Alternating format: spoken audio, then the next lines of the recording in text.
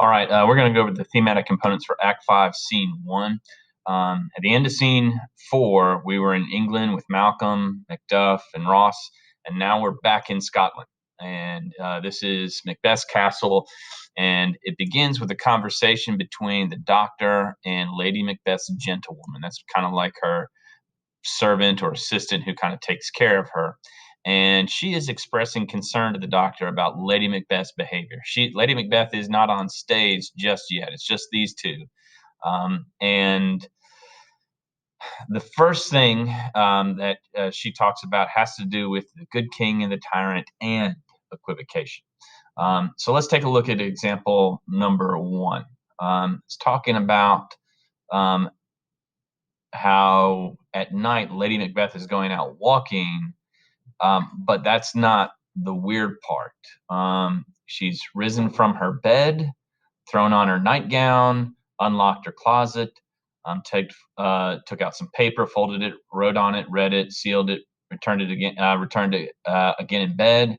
But she did all of this while in a most fast sleep. So Lady Macbeth has been sleepwalking. And this is where, in one sense, it's equivocation because um, just like the weird sisters kind of are a symbol for it physically because you can't tell if they're women or men based on their beards or with actions that we've seen in the play where you can't tell if Macduff is loyal or disloyal, if Malcolm and Donalbain are guilty or not guilty. Here you're looking at Lady Macbeth and you can't tell if she's asleep or if she's awake. She looked like she's awake because she's moving around. But at the same time, if you go up and try to talk to her, you can't because she's asleep. So in that way, her actions are kind of equivocal because, it's how do you interpret it? Is she sleeping or is she waking? It seems like could be one or the other.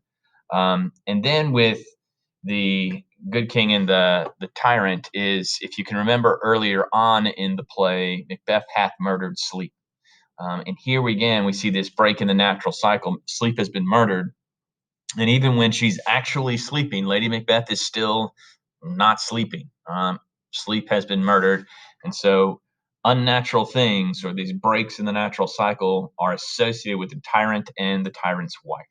All right, if we go to example number 2 and 3, excuse me, we can kind of see equivocation as well. It just has to do more with the sleepwalking. Her eyes are open, but her sense is shut, so you can't really talk to her because she's asleep. She doesn't hear you, but she's moving around.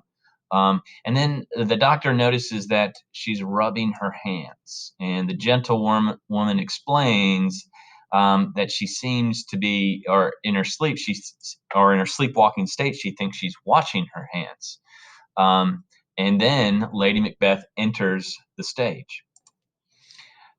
And so now she's on stage, and they've decided just to watch her in this sleepwalking state to see what she does. And so again, she's washing her hands. And if we look at example number 3, she starts speaking and she starts saying some things that are a little bit, too much information. She's almost kind of confessing the crimes that they have committed. First, she's trying to wash this spot off her hand. And she says, "Who could have thought the old man had so much blood in him?"